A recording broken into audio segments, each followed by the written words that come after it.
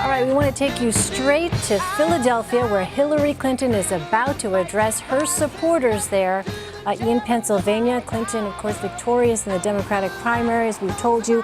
Also a winner in Delaware and Maryland. Let's listen in.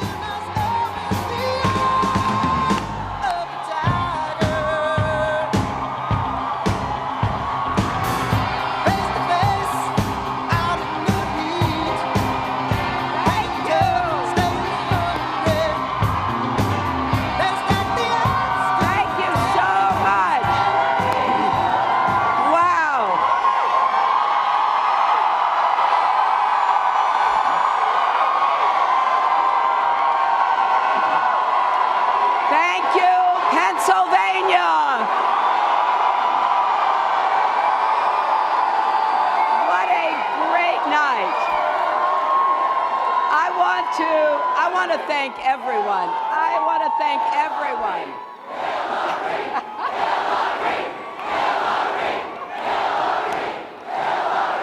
Thank you all so much.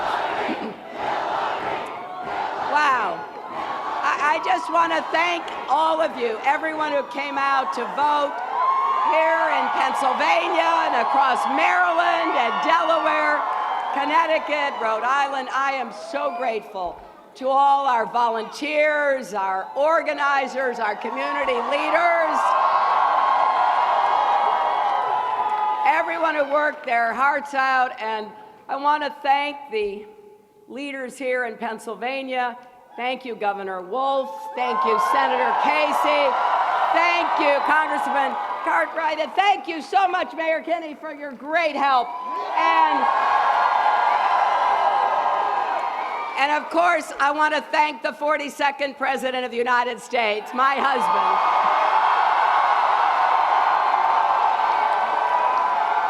Now,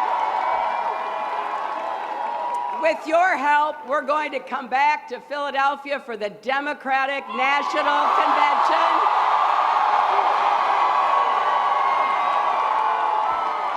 With the most votes and the most pledged delegates.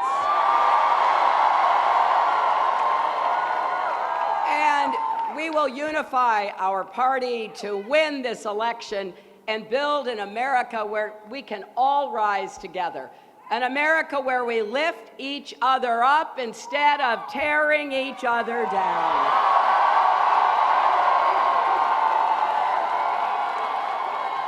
So we need you to keep volunteering, keep talking to your friends and neighbors. Please join the more than 1.1 million people who've already contributed at HillaryClinton.com.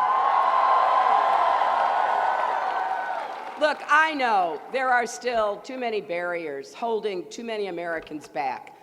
But despite what other candidates say, we believe in the goodness of our people and the greatness of our nation.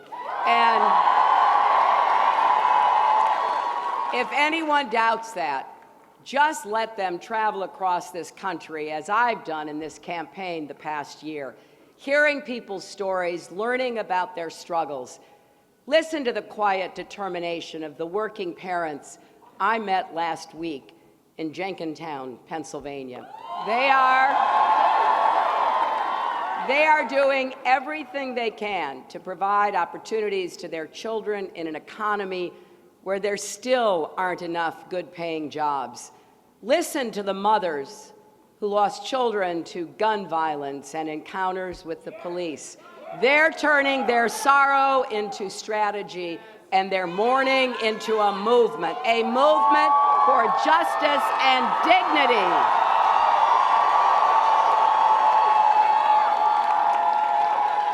Listen to the nurse I met this weekend in New Haven, Connecticut, who worked for years to build a middle-class life and raise a family. But then her luck changed. She was diagnosed with breast cancer and used up all her savings and her sick time. Soon she was facing foreclosure and the prospect of losing the home she'd loved for more than 20 years. And here's what she said to me. My daughter and I live in fear of the day that we might come home and have a lock on the door. We're in pain, we're hurting. We were and are the backbone of this country, the middle class. We're not asking for a handout. We just want to be treated fairly. And she is speaking for so many people across our country who feel beaten down, left out, and left behind. People who have worked hard and done their part, but just can't seem to get ahead and find it tough even to get by. Now, underneath all these worries, together, we are going to come together and we are going to solve the problems we face.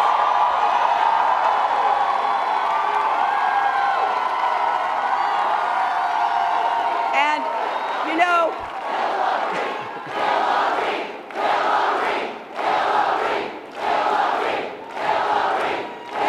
I am aware that too many people feel at the mercy of forces too big for anyone to control, and they just worry that those of us in politics put our own interests ahead of the national interest.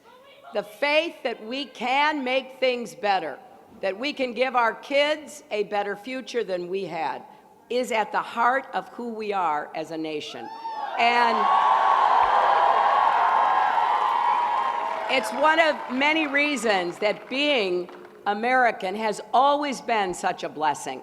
And our campaign is about restoring people's confidence in our ability to solve problems together by delivering results that help people follow their own dreams. That's why we're setting bold, progressive goals backed up by real plans that will improve lives. After all, that is how progress gets made. We have to be both dreamers and doers.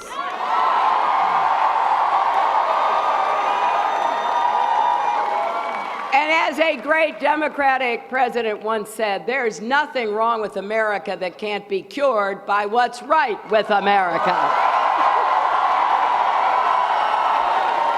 So here's what I believe. I believe we can create more good jobs with rising incomes, jobs that provide dignity. All right, we want to let you know very quickly here that Bernie Sanders has won in the Rhode Island Democratic primary again. Bernie Sanders is the winner in the Rhode Island Democratic primary. I'm going to return you now to Hillary Clinton speaking to her supporters in Philadelphia. And places who've been left out, from our inner cities to Appalachia. In every manufacturing town, hollowed out when the factory closed, every community scarred by substance abuse and addiction, every home where a child goes to bed hungry. That's what we Democrats believe in. That's what we know is possible. So we will build on a strong progressive tradition from Franklin Roosevelt to Barack Obama.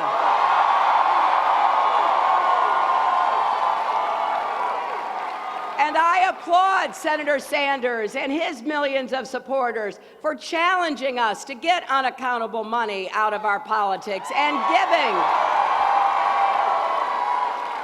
greater emphasis to closing the gap of inequality. And I know together we will get that done. Because whether you support Senator Sanders or you support me, there's much more that unites us than divides us.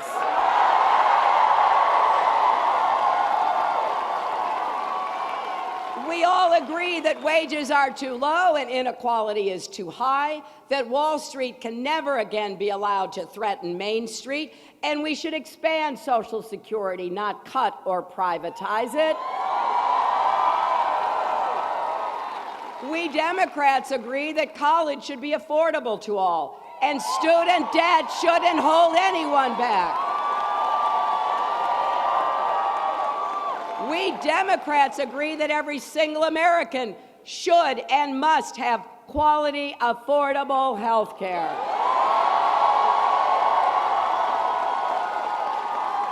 We agree that our next president must keep our country safe, keep our troops out of another costly ground war in the Middle East.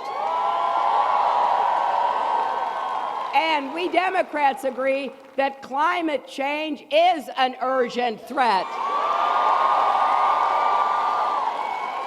It requires an aggressive response that can make America the clean energy superpower of the 21st century. And we Democrats agree on defending all of our rights: civil rights and voting rights, workers' rights and women's rights, LGBT rights, and rights for people with disabilities.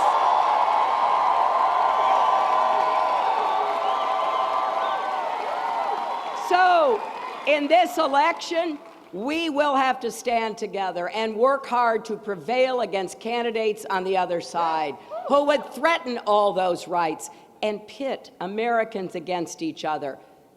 They would make it harder to vote, not easier. They would deny women the right to make our own reproductive health care decisions. They would round up millions of hardworking immigrants and deport them. They would demonize and discriminate against hardworking, terror-hating Muslim Americans who we need in the fight against radicalization. And both of the top candidates in the Republican Party deny climate change even exists. Now, the other day, Mr. Trump accused me of playing the, quote, woman card. Well, if fighting for women's health care and paid family leave and equal pay is playing the woman card, then deal me in.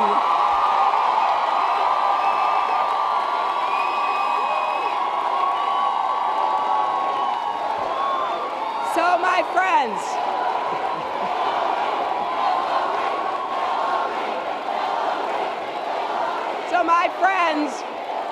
if you are a Democrat, an independent, or a thoughtful Republican, you know their approach is not going to build an America where we increase opportunity or decrease inequality. So instead of letting them take us backwards, we want America to be in the future business. That's why I want you to keep imagining a tomorrow where instead of building walls, we're breaking down barriers. We are making it more likely that Americans will be part of a prosperous, inclusive, decent society. We're imagining a tomorrow where every parent can find a good job and every grandparent can enjoy a secure retirement. We're imagining a tomorrow where no child grows up in the shadow of discrimination or under the specter of deportation, and where every child has a good teacher and a good school, no matter what zip code that child lives in. And imagine a tomorrow where any young person can graduate from college debt-free.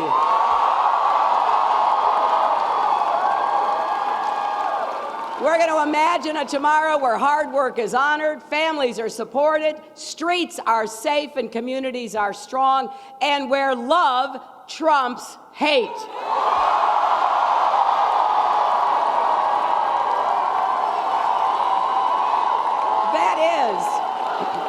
That is the future I want.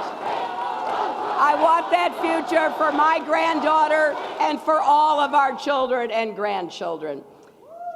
Now think of this. Our nation was born right here in Philadelphia. Our Declaration of Independence and Constitution were signed just a few blocks away. And ever since, even through dark and difficult chapters of our history, the idea of America has shone through. At our best, we are, as Robert Kennedy said, a great country, an unselfish country, and a compassionate country.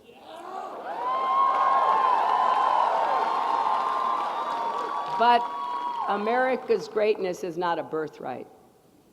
It must be earned by every generation. So please join us. Join us. Go to HillaryClinton.com. Text JOIN 47246. Volunteer, contribute, compete. Let's go forward. Let's win the nomination. And in July, let's return as a unified